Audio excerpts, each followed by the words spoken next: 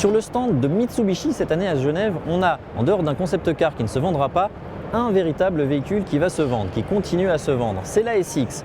Il a 10 ans cette année, figurez-vous, et il en est à son 3e restylage, phase 4 pour ce véhicule.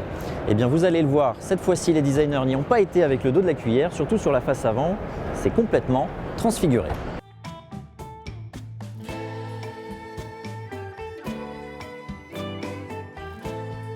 Et cette proue est tellement transformée qu'on ne le reconnaît presque plus, cet ASX. Regardez, nouveau capot qui est situé beaucoup plus haut que précédemment.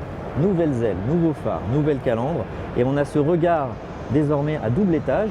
On a des feux en partie haute qui sont reliés ici par cette sorte de crosse chromée à d'autres feux qui sont en partie basse. Et cette crosse chromée, cet aspect de face avant, il est très inspiré de l'Eclipse Cross qui avait été présenté il y a quelques années, qui a disparu du marché français.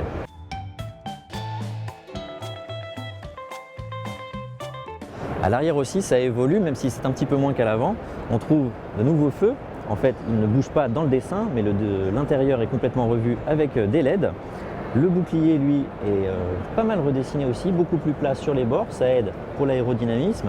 Et ensuite, cet insert ici en plastique est beaucoup plus volumineux que précédemment.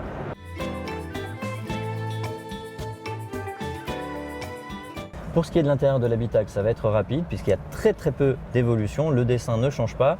Il y a seulement sur la console centrale cet écran multimédia qui prend 1 pouce supplémentaire, il passe de 7 à 8 pouces et il va bénéficier de fonctions de connectivité un petit peu améliorées par rapport au précédent modèle.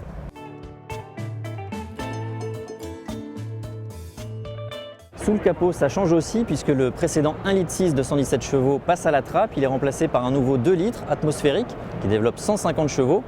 Il pourra être accouplé soit à une boîte mécanique, soit à une boîte CVT, donc à transmission continue, dont on pourra quand même sélectionner les rapports de façon virtuelle grâce à des palettes qui sont situées derrière le volant. Pour finir, il y a des choses que l'on sait sur cet ASX restylé, c'est sa date de commercialisation. Il arrivera en concession à partir du mois d'octobre 2019. Ce qu'on ne sait pas, ce sont ses tarifs, mais les représentants presse de Mitsubishi nous ont promis qu'il devrait être dans la continuité du précédent modèle.